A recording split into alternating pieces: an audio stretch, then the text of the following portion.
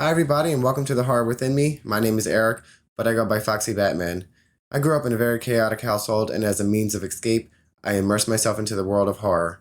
Recently, I decided to pursue my passion and start my own horror podcast to talk about all things in the horror universe. So, with that being said, let's go get spooky.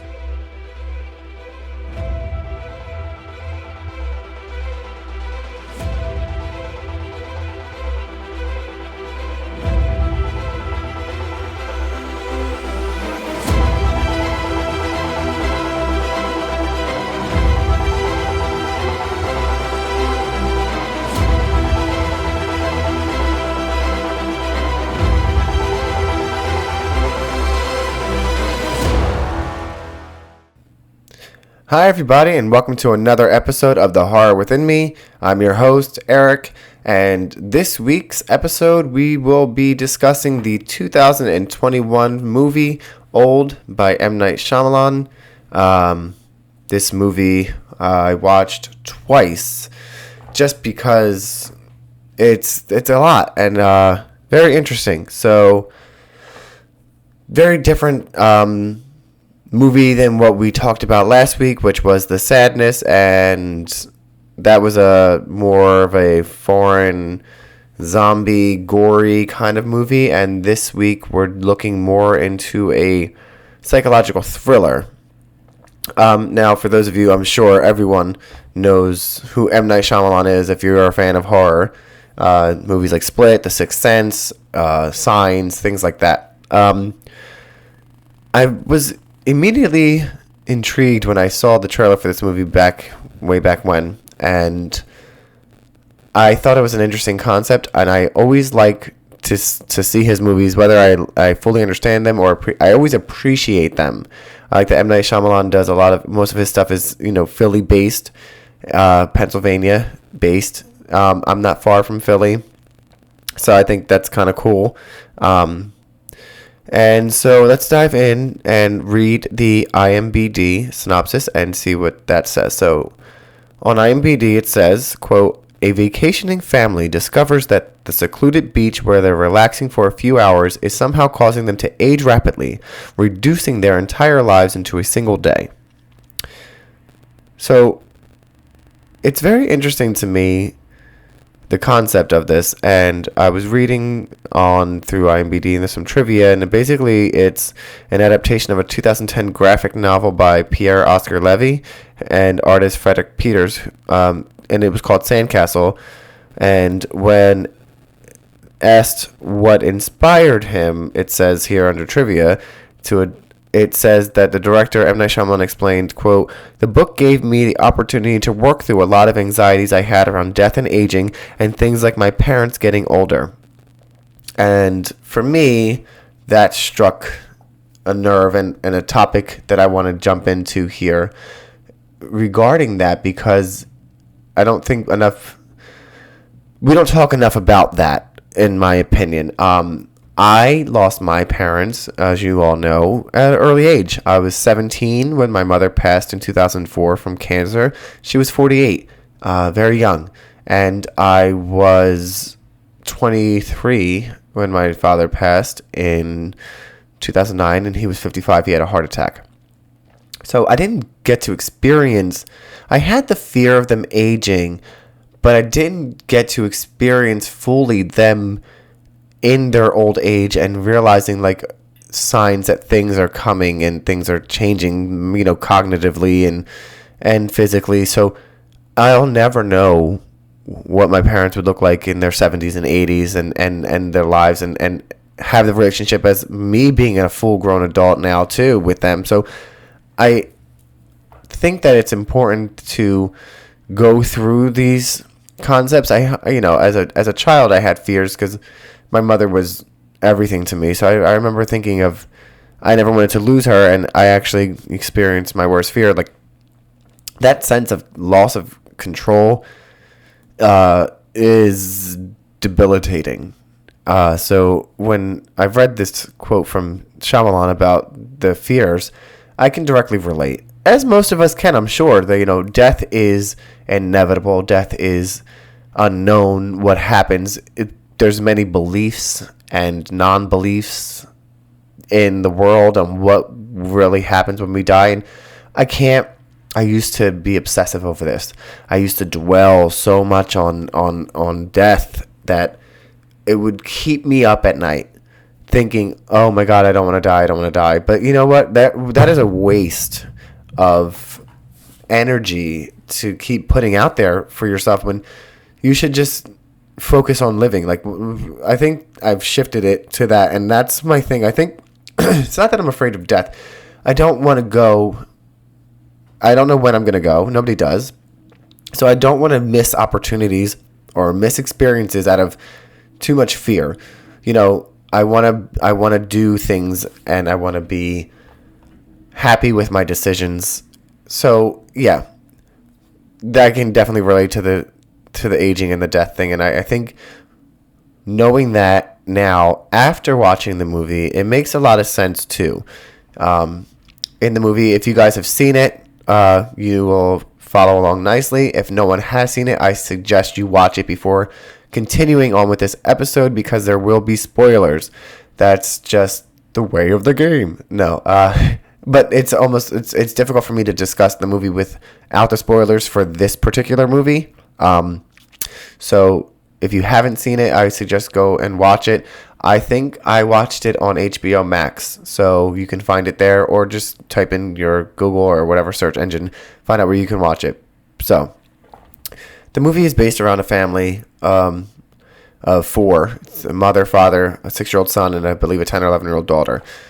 They go to a resort. We find out at the resort that the mother has a benign tumor. The parents are going to separate, and this is like their last vacation. Then we meet another family who is a doctor, his wife, they have a daughter, and the doctor's mother's there with her dog. Then there's another couple, man and a wife, and they're all in this resort. The little boy makes friends with one of the resort's owner's nephews. It's a nephew, same age, and they become friends within a day, and they're creating their own little crypto conversation ways of writing letters to decipher something, code or whatever. Super cute. The son, the 6-year-old son, he likes to go up to people and say, hi, what's your name and occupation? Just 6-year-old kid things. We find out that the doctor's wife has a calcium problem. We find out that the other couple, the Asian man and the African-American couple, he's a nurse and she's, I think, a psychologist, and she has epilepsy. So we're starting to realize like a pattern here, right?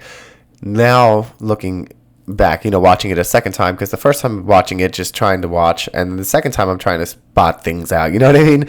So we, during lunch, the lady, the psychologist lady with epilepsy, falls into like a grand seizure, and then gets up, and you can tell that like this is a norm for them, and so they try to make light of the situation. And I think the husband says something like, he's trying to be the center of attention because all eyes are on her because, she just had a seizure in the middle of, the dining area outside. And I thought I like their relationship. That'd be me. That'd be something I would say or my husband would say to me, which he did watch this with me. So I got to have, ask him questions about his input during it too. The second time I watched it once without him, watched it once with him.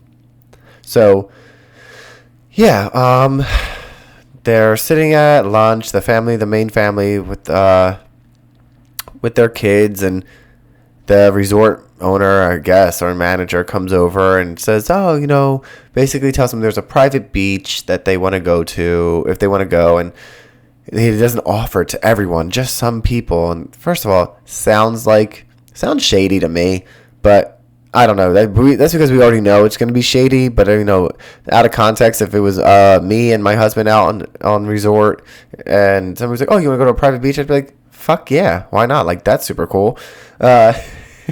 And so we find out they get in. They decide to go to the beach or whatever, and so it's the family of four with the two kids, the boy and the girl, and then it's the doctor's family with the daughter and the mom, and they're all on this like bus, and I think it was kind of cool. I think it's M. Night Shyamalan who's like the tour guide driving them, but they're like off limits.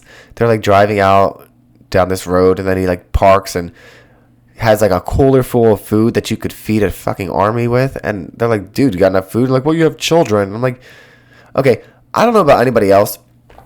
I know kids eat a lot. But first thing I would have said is, anytime I go, I have 6 nieces and nephews, so most of them are older now. Going to the beach or amusement parks or anything kid themed or related where they're going to be active, or parties in general, they don't fucking eat. They're not eating that much. So if the kids are going to be playing on the beach, they're going to have to force them to get out of the water. They're going to have to force them to stop building sandcastles or digging sand dunes or whatever the fuck they're doing to scarf down a sandwich or whatever it is. So this person clearly doesn't know children, or this is a weird red flag for me. Second red flag that bothered me was like the tour guide is like, this is as far as I take you. The rest is on you. You go and head down, and we will be back for you at 5 p.m. Ta-ta for now. Like, he didn't say that, but like basically like, no. Anybody who's gone on vacation or holiday or whatever you want to call it, there's always a tour guide with you. Nobody, and I'm pretty sure this resort's in a different country than in America. You're not going to be told to go off on your own. There's always some tour guides that, especially when they're like taking you around their island or whatever the case may be, like there's locals you don't know. You can't just have them out mingling, getting lost on people's islands. There's liability issues, correct? I don't know. Maybe I'm overthinking it, but I feel like none of the, especially the doctor and his wife, come on, you got money, you've traveled, you don't know, and you're just like, cool, let's just go, and they can leave us here. Who knows how far, I don't know how far the drive was, but damn, they can just leave us here. Anyway, that was it was just weird to me. They're like, okay, cool, peace out. The guy leaves. And they go walking through, and there's like these huge rocks and caverns they have to walk through, and then there's like a weird camera thing where like they walk through, and it's slow-mo, and as each person's walking through, it's like a weird like vibration or whatever, like for the audience, and we're like, whoop, they just walk through whatever threshold they were not supposed to walk through, and the aging rapidly has begun, and they don't even fucking know it. Fucking idiots, right? No, not really. They don't know. But anyway, I'm not going to, just like last time, I'm not going to piece by piece. I'm going to jump around the movie. So right off the bat, there's a guy that's sitting on the beach already, and we earlier in the film see him there with a girl who, strips naked and goes swimming. We don't know what the fuck happened to her. So anyway, he's just sitting off to the back, and I'm thinking, my first thought is, how come he ain't dead? Do you know what I mean? Like, why did he not die yet? He's been there since last night, I think. So, Anyway, he's not dead. So that just threw me off. And I might want to look into that. I'm sure there's an explanation. I'm not the only person that could think, like, why he was still there the next day. But, anyway. Kids are running around. Kids are playing. Parents are, doing their thing. And the doctor's wife's all superficial, taking selfies for, Instagram or the fuck social media site she's on. And anyway, the kids are playing, and you got the brother and sister and then the doctor's daughter. And they're playing, I guess, like a hide and seek kind of thing. And little boy goes into like a little side cavern, like puddle. I don't want to call it a puddle. It's like a part of the water, but anyway, it's calm. It's not the main part of the beach. And lo and behold, there's that swimmer's body just washes up on him.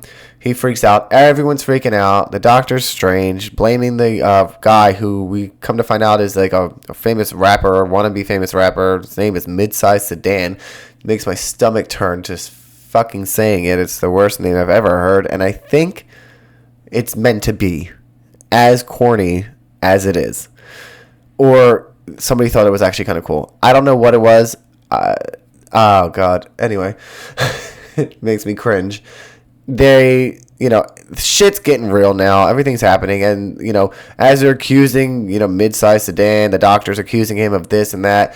The Asian nurse and his wife come walking through, and they got dropped off. They're like, oh, where's the travel guy, the agent? We need to get out of here. And they're like, why? And they're pointing. They're like, there's a fucking body over there, dude. What the fuck you mean, why? We got to get the hell out of here. Your vacation, your day just got shit on. They were all happy-go-lucky, like, private beach. And their faces drained when they saw the bitch over there on under the sheet or towel, whatever they covered her with.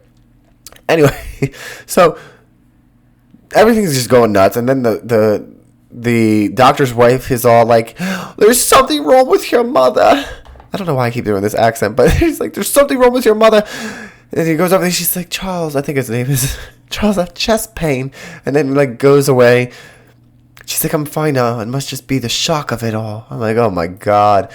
Anyway, the acting, I don't know if it's kind of like, I don't want to say it's bad. I think it's supposed to be just super awkward. You're just watching this, and everyone's it's just a very awkward environment to be witnessing it. I'm just like, this is so fucking weird. Anyway, they're blaming all this stuff is going on, and then the little boy's like, Mom, my swimming trunks are too tight, and I gotta take them off. What the fuck is going on? The mother's like, there's something very real wrong with my son. And I'm only telling you that it's because I don't want you to think that I'm hysterical. And I'm like, this is just strange. So, anyway, the doctor's fucking weird. He's not checking the kids. They're running around the beach, playing around near dead bodies. Who knows? Then the mother, the old lady, died. She just dies. And the wife's like, Charles, I don't know what's going on. She was fine, and she was so peaceful. She's like crying. She's like, I didn't do anything. Why would anyone think that you did it? Are you mean to the old lady? Anyway, so she's dead, and the doctor's doing CPR, and he's crying. He's like, it just must have been the shock of it all. And I'm like, there's too much going on. There's too many bodies. And then the father, I can't remember what they're called, but he's the person that like does insurance adjustments and like risk factors. And he's like, the probability of being on the beach with 2 deaths that are unrelated is unknown or impossible, and like, well, fucking duh. Well, obviously something's going on. And they're like, where's the kids? And then the kids, all of a sudden, they're talking. They're fucking grown at this point. And not grown, but they're older. The little boy's like 13 now, and looks to be 13. The daughter's a teenager, and the mother, and now shit's just getting real at this point. Shit's all over the place. Then the dog died of old age too, next to the old lady. And like, I'm like, fucking nobody. All right. And then, so they're trying to leave.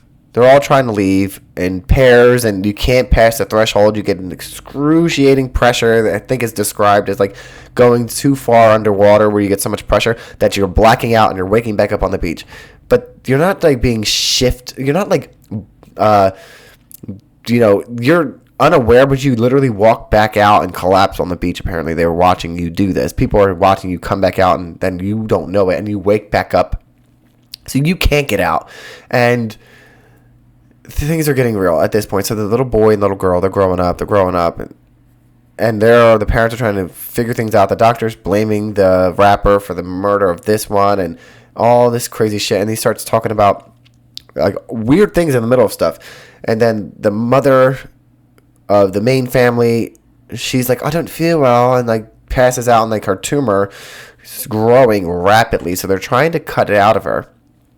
And as they cut her open, it automatically is healing, because we've come to find out that 30 minutes is like a year of life. So like the seconds that are passing are months and weeks like at a time. So it's healing so fast. I'm like trying to keep up with all of this in your brain, because I'm like, this is such a wild fucking concept, right? So anyway, the kids the boy and the daughter end up being older again, and like I'm gonna say late teens, early 20s, I'm gonna say, and they end up having sex one time, and then she's pregnant, and she has the fucking baby in like 2 minutes, and then the baby died because of neglect, because they set it down for literally a second and didn't get any attention, so it didn't latch on, I guess. And then, shit's just wild.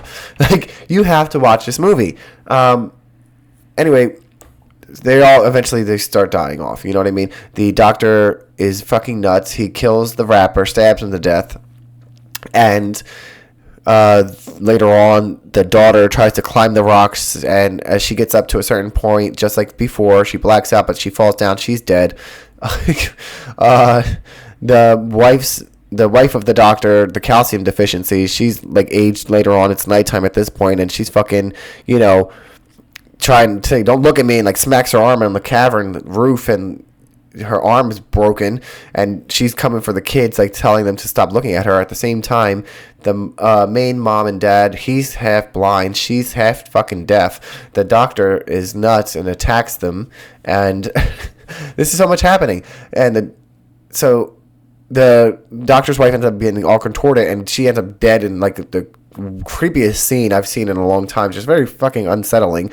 And the mother slices the doctor's arm with a rusty knife that's been left on the beach from past people, and it infects him so rapidly that the rust, he just spreads to his body, and he ends up dead. So now all that's left, the Asian man, he died a while ago. He tried to swim away, and he ended up washing up on the beach too. His wife went into seizure after seizure after seizure after seizure. She's dead. So all that's left now are just the family of 4, and everything's calm and weird. And they end up, the parents end up dying of old age together, and it was this really sweet and sad moment at the same time. Like, wow. And then the next morning, the 2 kids are now in their 50s, it looks like, and they're like, "Should we keep trying to escape?" And they say yeah. And so before that, they're like, "Let's build a sandcastle," and he's talking about the little boy that they were with the code, and he gave him a note, and so he deciphers the note eventually now, and realizes it says something about, "My uncle doesn't like the coral," and there's like this weird coral on the back, so they think this could be it.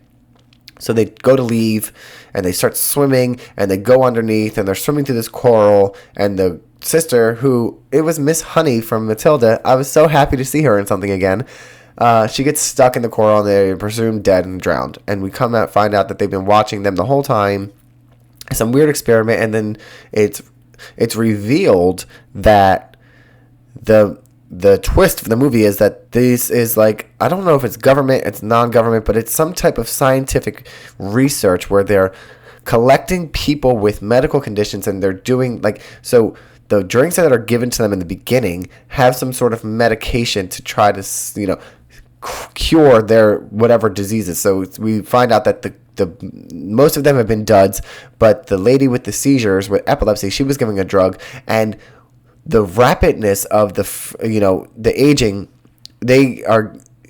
was the equivalent of her not having a seizure for 16 years, while ultimately almost curing epilepsy. So it would have been cured if she would have got another dose. She didn't need a second dose for 16 years.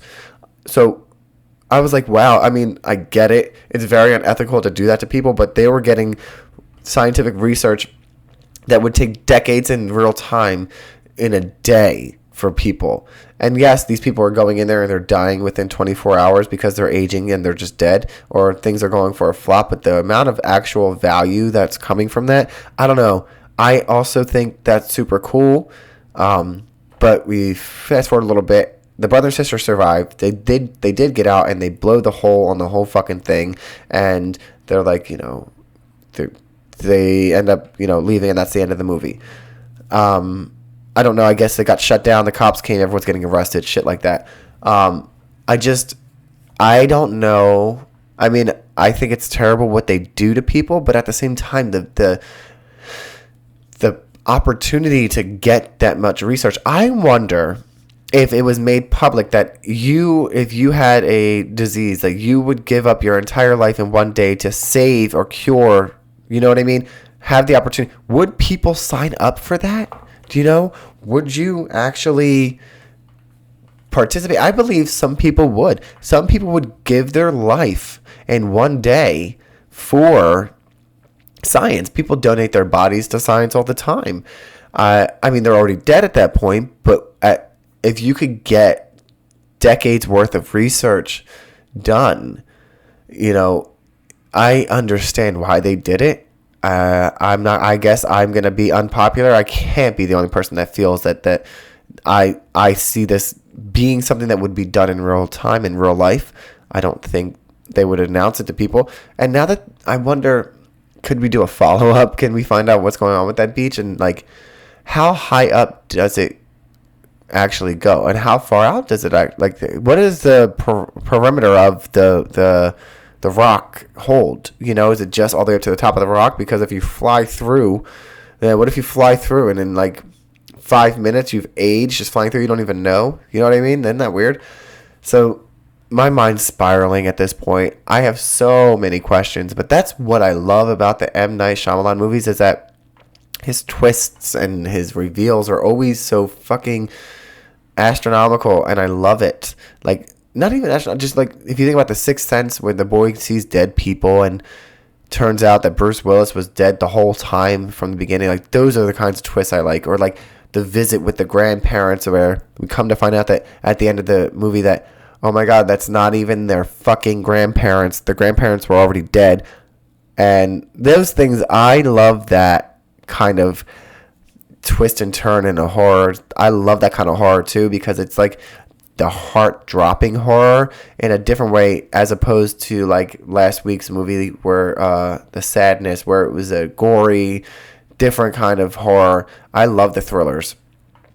Probably one of my favorite subgenres within the horror, because it really just, the psychological aspect that you take away from it is not as, it's not a body count movie with slashers where you're trying to see the inventiveness of kills. It's really digs deep into your psyche to figure out, how you feel about that, because we all are faced with aging. We all are faced with disease and possibilities, either within ourselves, people that are close to us.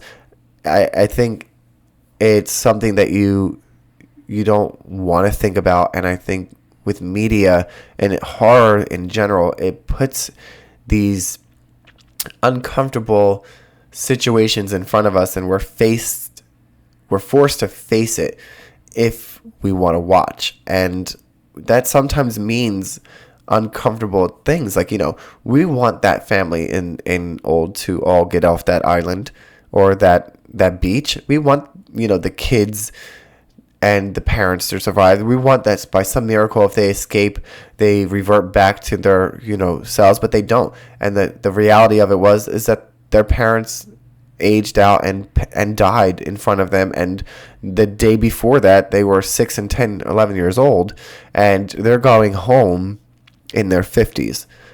Their mind is different, but they are still, there's children, and this entire time that they'll never get back. And I think that's what's so the terrifying part, is that time always feels that it moves so quickly. I think about that all the time. I think about how fast it feels, especially in situations with death. Like I said, my mother's death date is in June. It's going to be 18 years already. And I think I said to a friend of mine yesterday, I was at a party, and I said, at this point, I've lived longer without my mother than I did with her. And time, no matter what, doesn't stop. It keeps moving. And we all are aging, and we all are experiencing different things. And it's just something that fascinates me. And I think this movie is a really good movie in terms of that. Like I said, the acting is kind of funny to me. I don't know if it's deliberate or what, but it's definitely fun to watch, and gruesome and uncomfortable. And if you're into thrillers, I think, for me, I give this movie a 8 out of 10. I think it's inventive, creative, spot on for M. Night Shyamalan style. And if you're a fan of his other movies, I think you're going to be a real big fan of this one. And so I'm not sure what the next episode of this podcast will be, but you can find me on Facebook and on TikTok at The Horror Within Me. If you have any summer movies to suggest, I am all for it. Especially any summer Pride. It is Pride Month in June. We're in June. I would love to watch maybe a gay slasher. That'd be kind of fun. It doesn't, cheeky, whatever. All right, that's all the time we have for this week's episode. Please go and rate and review this episode with what you liked, what you didn't like about it, and help a fellow horror fan out. Also, for more Horror Within Me content, head on over to my website, thehorrorwithinme.com. There you'll find my blog and my social media channels that will keep you updated on all the spooky things I'm doing or planning on doing. And until next time, stay spooky.